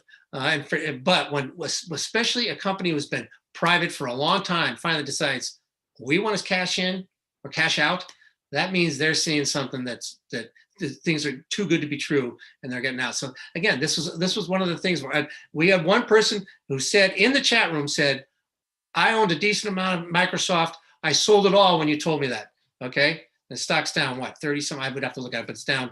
Mr. Nadella saved himself $100 million. I don't think this person saved $100 million, but he saved himself a lot of money because the stock is down over 30%, or I forget how much it's down. But, and again, it's a great company. There's a difference. That's so important to know. There's a difference between a great company and a great stock. And some great companies, stocks are not good stocks because they've just gotten too expensive. They've gotten too ahead of themselves. And that happens frequently because, oh, I love this product. And it's a great company. And that finally gets to a point, it's like, oh, you overbought. Same thing with a mediocre company. It could be a mediocre company, but it sells off so badly that it's dirt cheap. I don't care if it's a mediocre company, it's still a dirt cheap stock. The stock is now a great stock, even though the company, now again, if it's a lousy company, they're going to go out of business. But if it's a mediocre company and the stock has been way oversold, then, well, great, I'm going to buy that because I can, this stock is going to double in the next year, even though they're a mediocre company. There's a difference between a good stock and a good company, a bad stock and a bad company. And that's another thing that we're constantly trying to look for in the chat room. Yeah, and that's really something that, like I was telling you guys, Matt can't help himself. He's going to talk about stocks, options, all that stuff. So you're going to get a lot of that more in the chat room, bonds, treasuries, yields. Like ultimately, it's good because you're exposed to these things. You're going to understand how they work. But yeah, I think it's a really good thing because also this is also a great opportunity, Matt, to start looking at some really interesting stocks at interesting valuations. Exactly. I've been looking at you've told me a couple stocks there, and I know that you always try to if somebody's asking you a question, you answer it. That's just that simple. Exactly. Exactly. Sometimes my answer is I really don't like this one. I really love this stock, and I don't want to be rude, but at the same time I got to be honest. If I don't like it, I'm going to tell you, and don't take offense. Doesn't mean I'm right. I've certainly been wrong before. Just like the Tesla situation, right? Where there was somebody that said that it's impossible Tesla can't fall. But anyways, like also talking about Tesla, like I don't know if you don't mind taking the chart, the screen here really quick, Matt. But I've been scoping out Tesla for a while, and like this thing is not really that far from the top either. It's not too far from the bottom. What would you say to somebody that's maybe trying to just kind of buy and hold? Because like I know people like that really just buy and hold Tesla. A lot of people that are maybe like my mom's friends and things like that. They just buy and hold Tesla. What would you say for people that are buying and holding? Should they be adding? Should they what are your thoughts here? Well, again, what we talked about was you can see how, well, let me get rid of some of these lines here. Bang, bang. Okay. You still can see how it keeps popping its head above its 200-day moving average. That's the purple line, but it can't break firmly above it. My concern, now, okay, two things. Again, I think we're going to get a bounce in the market soon. The problem is it could have, that's another thing. Well, but let me just say this really quickly and then we'll go right back to Tesla. But remember, again, this bounce I'm looking for may not start tomorrow, may start Tuesday, Wednesday, maybe even later this week. I'm not sure. But but we'll be talking about that in this chat room. I guarantee you that. When it comes, I think it'll be short-lived. So I'm still bearish. So I do get worried here. But the thing is that we do have to remember is that the second legs of bear markets, and after this 2-month rally we saw in the summer, we're now in that second leg of the bear market. That's when the what hits the fan. Okay, because that's when there's a famous saying by Warren Buffett. It's when the tide goes out, you find out who's been swimming naked. Well, these naked swimmers are the ones who are. Some of them are been doing unethical things, and they get exposed because the market goes down again. They can no longer. They've been holding on by this, by the fingertips, and now they finally go because the second leg just knocks them down. Sometimes it's just very, very honest people, but they're just over leveraged, and they get hit. I mean, but you just think about this. This was the second leg of the bear market when WorldCom and Enron were exposed in after the tech bubble, even though they're not tech companies. Then there was Bernie Madoff. He was exposed in the second or third leg of the bear market in between 2007 and 2009. Bear Stearns was another one that again they nothing illegal, but they were exposed to being too leveraged. It was in that second leg. So that's just separate. That's nothing to do with Tesla. It's just something that, again, another reason why I worry that at some point we're going to see, a bit, at least some kind of a washout. It may not be a traditional washout trade that so many people are talking about right now. But you see here, this is what we call, and I'm going to get rid of the 200-day moving average. So I'll erase that. There we go. And this is what we call a descending triangle pattern. And bang. See how this again, and again, what's this technical analysis? It's telling us where the buyers and sellers are. And this usually is a bullish, not always, certainly not always. But you see, what we know is like, okay, every time the stock gets to about 312, the sellers come in. It's happened there, happened again there.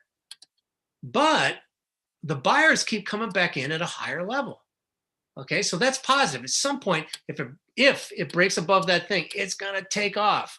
The problem is it's now breaking below that line.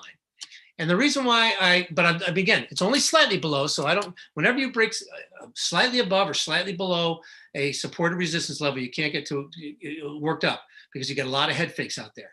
So you can see even this one, see how it got slightly above it? That wasn't good enough. Slightly below it now. What I'm thinking is we might end up bouncing back in it again if we get a bounce in the market.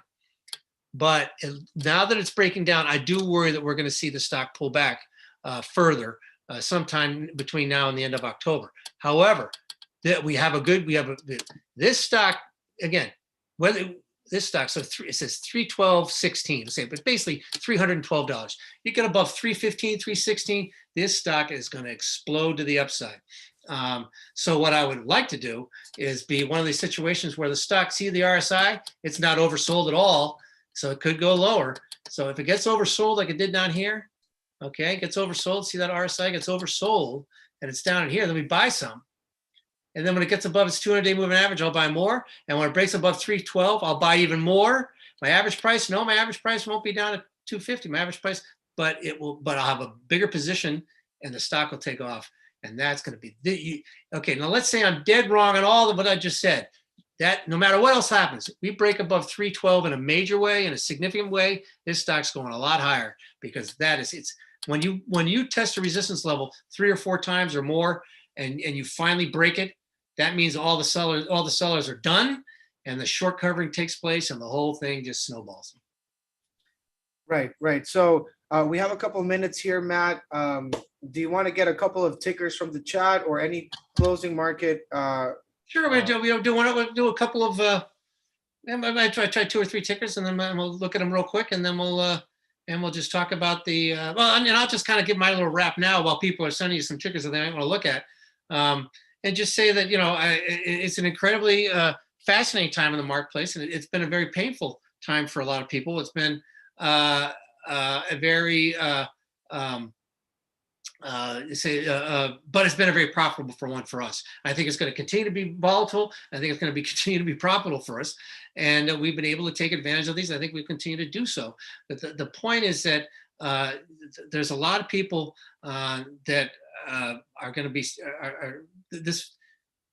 They're going to continue. The market, I strongly believe, is going to go lower before it eventually bottoms, and we have the tools now to take advantage of it. This chat room, I think, it gives you the ability to avoid trading alone, and not just from what I want to say, but from a group of people, smart people who care about each other and trying to help one another. And it's just it's such an unbelievable opportunity right now in the marketplace. And eventually, I mean, this chat room is going to change at some point where the market is going to wash out, and then we're going to be much more, hey, we're going to be going long all the time, and we're going to be looking for call options all the time, and it'll be we'll have a longer term bent to a lot of our trades, but we'll still do some a lot of short term trading.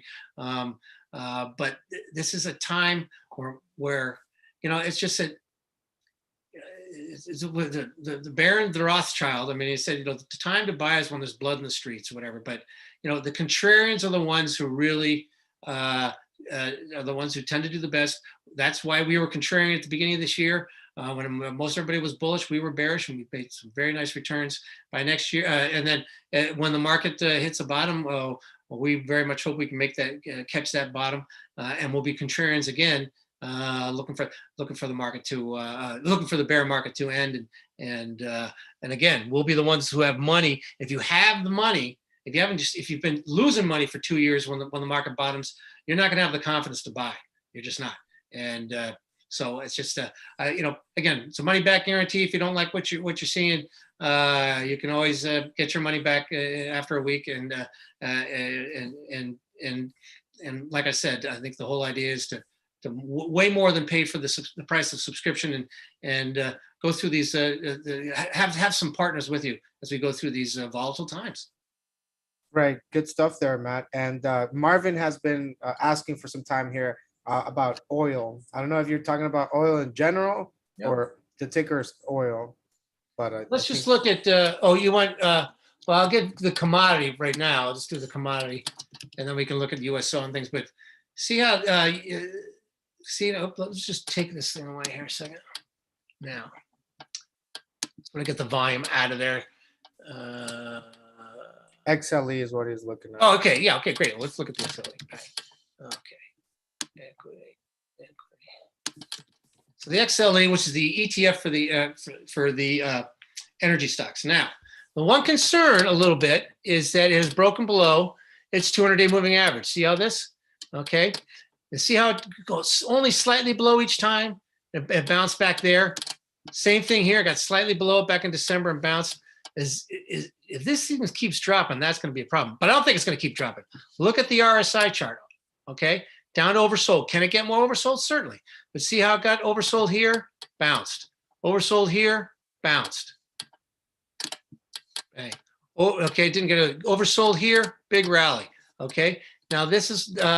I'm going to get rid of some of these lines, but again, that's looking at the relative strength index. So it's getting oversold. That's on a technical basis. I'm also going to look at XLE. This is something we haven't talked about, but another thing I like to look at, and it's called the Bollinger Bands.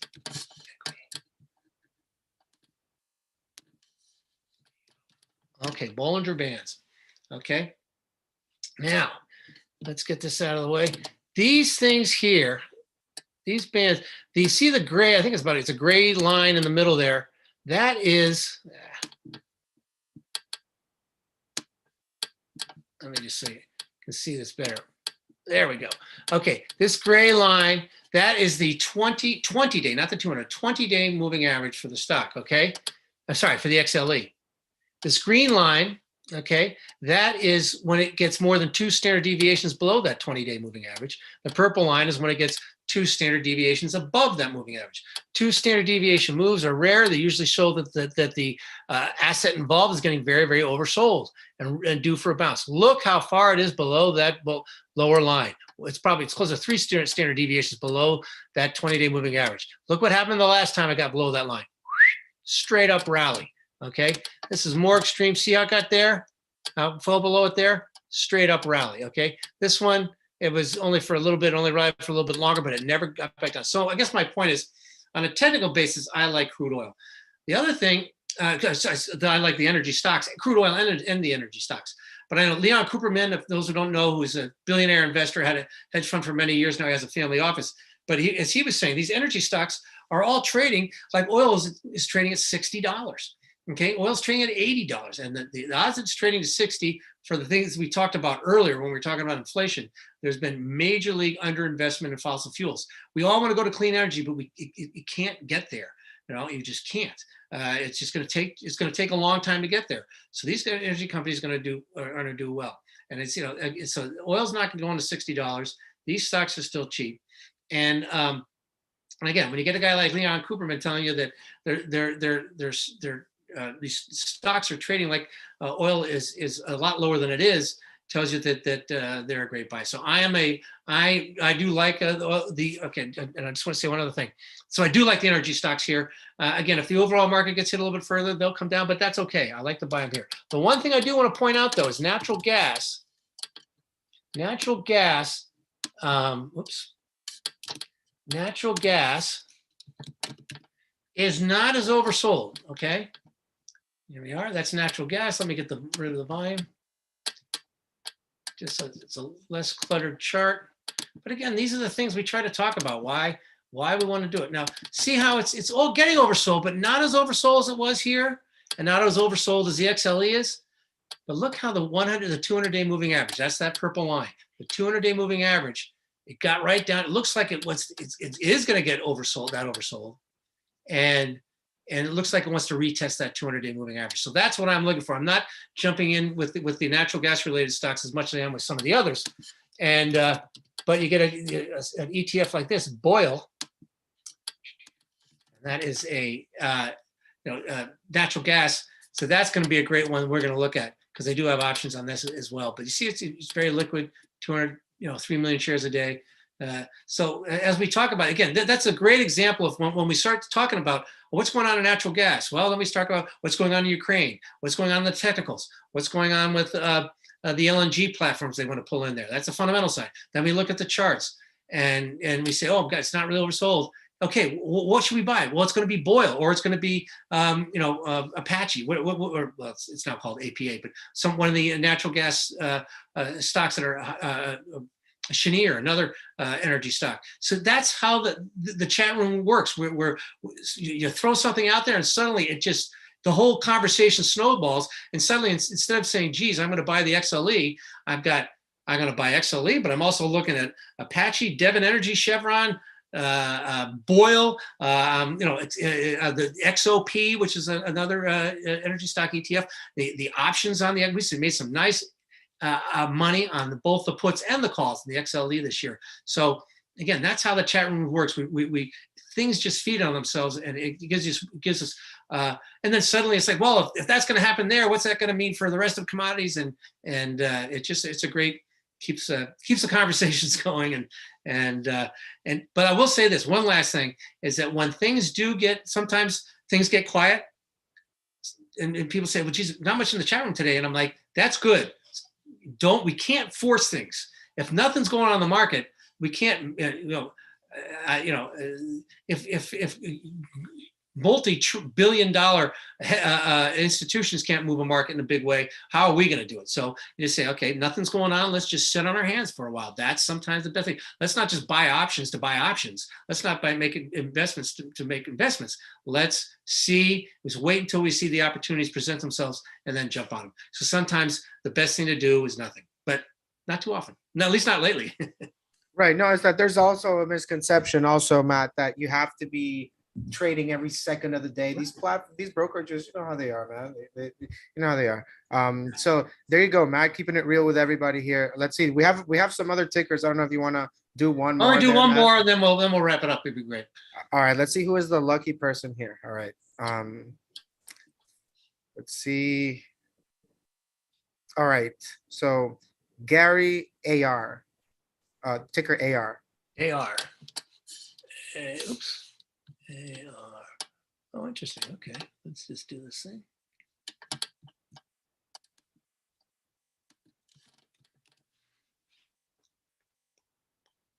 Okay, now look at this stock. Okay, boy, I gotta write this one down.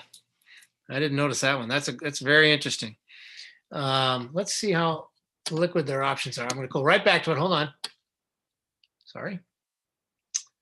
Yeah, their options aren't crazy liquid, but they're yeah, there's some are.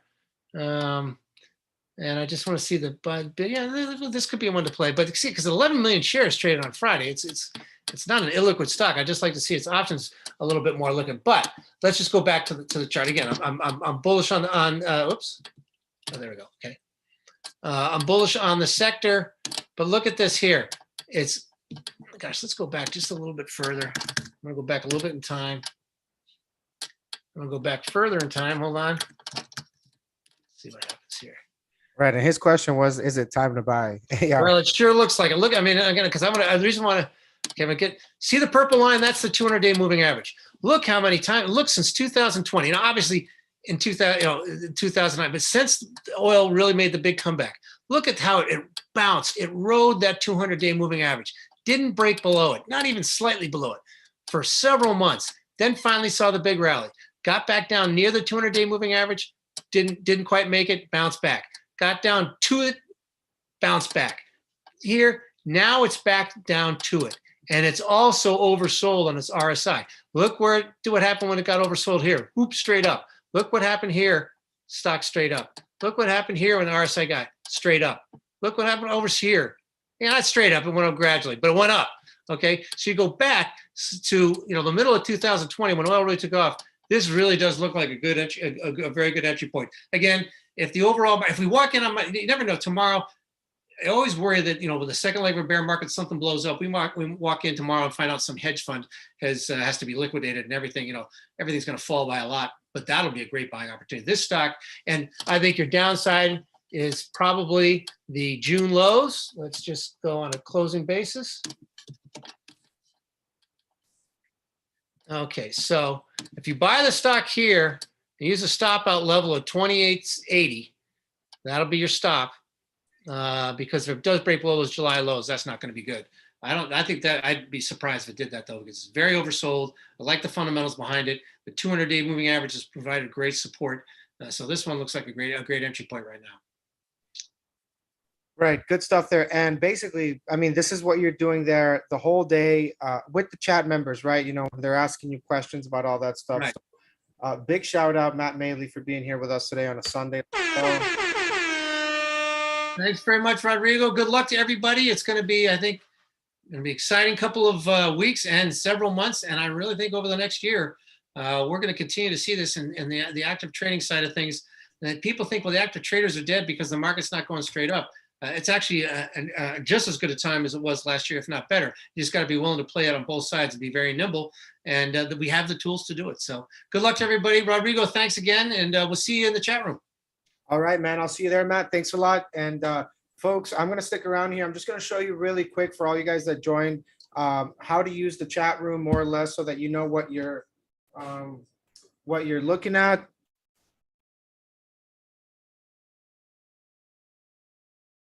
So this blue chat room, you're going to see has two channels.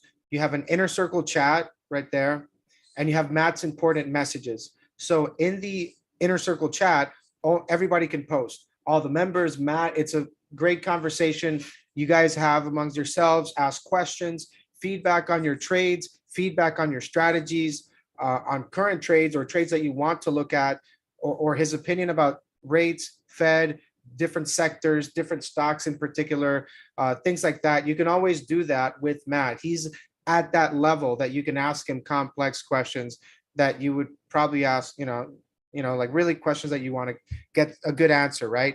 Not an answer you want from Reddit, but an answer you want from a professional, right? So inner circle chat is where you have the conversation with Matt back and forth and with the other members. And then Matt's important messages is where Matt will post his entries, exits, market commentaries. Sometimes he will post it in the other chat, but I would always check this one. This is like the official one. This is where everything gets posted. So you can pretty much see that every entry exit is included, the strike price, symbol, expiration, and risk management as well. If he's going to sell half of it, or if it's a small position that he's adding, so that way you can pretty much always know what kind of trade setup he's looking at. All it takes is having this window open. It's really not a lot. Just like you have other things open, your Yahoo, Google Mail, whatever it is, Amazon, eBay, anything you're looking at, right? I mean, you should have this window open. You should have at least, this is like your side gig, whatever, if it is, if you're doing it part-time, all it takes is having this window open. You're part of this community. You can ask questions all day. And the question on the session is on Tuesdays. And that meeting on Tuesdays is basically starts at 11:30. So it's from 11:30 all the way to 12:30. It's 1 full hour. All the inner circle members can pretty much join in there, right? You can send direct messages here as well. You can see today, right now, there's 77 people live in this room. James Donahue, every time I open this chat room, this guy's there for some reason. There's always a lot of people that are very active in this room. I remember, launching this chat room with Matt when it was just me and Matt, and now it's a great thing. There's so many people there, a great community, people that are serious about learning, serious about making money in the markets. It's not like your stock twits or your Reddit boards or nothing like that. We don't have any fake accounts, any bots, none of that. Everybody there is pretty much a trader of itself, right? Posting their research as well. Biking Chef, I think I know Biking Chef, what's going on. So, I mean, everybody's posting, interesting research. I think it's really one of the benefits that you have once you go into a community like this one that Matt Maley has nurtured, trained, and helped really look at the real picture, right? What's really happening. So you have a bunch of mini Matt Maleys, right? A bunch of mini Matt Maleys trained by Matt, if you will, right? And it's just a great place to be at, especially if you're starting out, if you're a new trader. Yes. So the other thing is that just make sure that when you sign up, there's an email that you're going to get. Make sure you fill out your address, because that's where the laptop needs to be sent to. If you don't see it on your inbox, it's on your junk or spam. Just make sure that you check that out. And all right, all right, so we went over the chat room. Let's see. Yes, the laptop is for everybody that joins. So you have till midnight. You have some time. There's a 7-day money back guarantee. If you're new trading out there, if you're doing this by yourself, trust me from experience, join a community, right? And I would tell you, honestly, man, this is probably going to be the best community out there that you're going to see. Benzinga is unique. The things we have here, especially like with Matt, the room, the people there, it's very great. You have to check it out. I'm telling you because I'm a trader. I've been in that situation. And, I blew up my account twice when I started. I didn't know anything about options. And it can be very confusing when you're just trying to piecemeal everything together and just kind of wing it, and there are people here that are lawyers, attorneys, doctors, doesn't matter from where you're coming from. The market it's its own animal, right? It's its own thing. And it's if you've never traded it or, been in it, then, it's not going to be the same. It's not going to be the same. So what I would say is that join a community where you can actually ask questions. I've heard all the horror stories of people joining communities, and as soon as you join, they pretend like they don't know you, or they ignore you. Nobody answers any questions. There's no trades. I've heard all those kind of stories. So that's really why we give you guys that money back guarantee, so that you can actually go in and see it for yourself. But as a trader, I can tell you, I've tried different things out there as well. Nothing compares to this, especially having Matt Maley there. Top G, chief market strategist at Miller Tabak. You'll see him on the news all the time. So, all right, folks, I think that covers it all. We went over everything here. As you can see, people are still chatting in this thing here. It's active. It's 24/7, international community. And if you have questions, we're going to put the contact there so you can reach out if you're looking for an annual or a lifetime for Matt Maley. What's up, John? John Donahue says to scroll down. Is that John Donahue from the chat? What's up, man? To see you here. Which chat? All right, that's which one? So I think John Donahue from the chat here is on the YouTube chat also. But you can see pretty much it's a very it's an active community. These guys love to crack jokes. So if you want to join for the jokes, you can do that too. If you're bored, join. No, I'm just kidding, but really, it is a great community where you can come in, learn about the markets, learn about what's happening. And there's a lot of retail traders out there that are, maybe going through a rough time in their portfolio. And you can see how careful he is with risk management, entries, exits, being consistent, transparent, and letting you know, hey, this is a small position. I'm building it into something bigger, or this, I'm going to take half here. So I think it's great for new traders, right?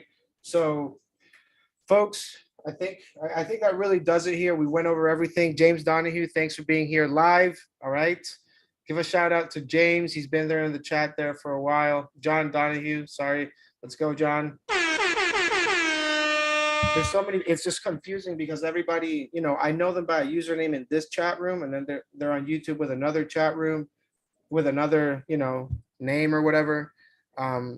So, all right, folks, thanks a lot for being here. We're going to see you in the chat room. Hopefully, this week is going to be very, very volatile. A lot of interesting things happening in the markets to digest in the price action.